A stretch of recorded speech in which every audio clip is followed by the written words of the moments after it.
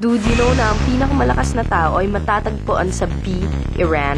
Siya si Hossein Reza Zadeh na nakalift ng total of 472 kilograms ayon sa records ng International Weightlifting Federation.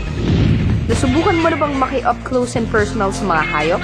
Subukan na ang kakaibang experience sa Up Close and Dangerous.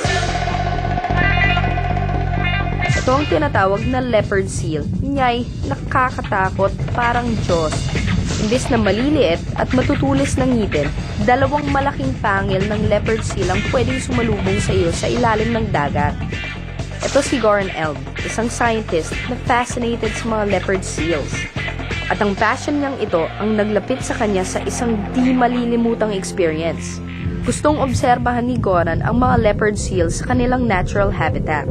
Kaya nagdala siya ng maliit na underwater camera. Mukhang gutom ang leopard seal na tinutukan niya dahil ilang segundo lang, nilalapa na nito ang camera niya. Imbes na mag-retreat, naisipan pang gumanti ni Goran. Ayun, at tuluyang umalis. Tapang. Pero mukhang hindi pa tapos ang laban dahil within a few minutes, hindi lang isa kundi dalawang leopard seal ang nagkampihan at walang tigil kinulit si Goran. Kung merong makukulit at hostile na leopard seal, meron namang ubod ng lambing. Itong isang female leopard seal mukhang tinamaan ng matindi kay Goran. Kapag tumibok ang puso, wala ka nang magagawa. Kahit leopard seal ka pa. Kapag natutulog si Goran sa ilalim ng boat, tinatabayan pa ito ng seal para sabay silang matulog. Naniniwala rin ang leopard seal na the way to a man's heart is through his stomach. Kaya naman pinipilit nitong pakainin si Goran ng nahuli niyang penguin. Oh, how sweet! Ito naman si Rad Kleinpaste. Tulad ni Goran, meron din mga hayop na may kakaibang attraction sa kanya. Nilagyan ng mukha ni Rad ng queen bee pheromones para talagang dagsain siya ng 50,000 bees. Yikes! Unti-unting lumalapit ang mga bubuyog sa kanya.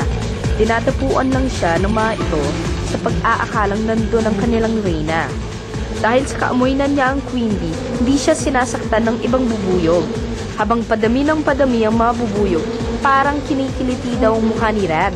Sa loob lamang ng 20 to 30 minutes, almost 7 pounds of bees ang nakadapo sa kanyang buong katawan. Bigat! Hindi pa rin nakakaramdam ng kahit anong sakit si Rad. Pero medyo nabibingi daw siya sa ingay ng mga bubuyog. Matapos ang ilan pang minuto, pwede nang tanggalin ang mga bubuyog.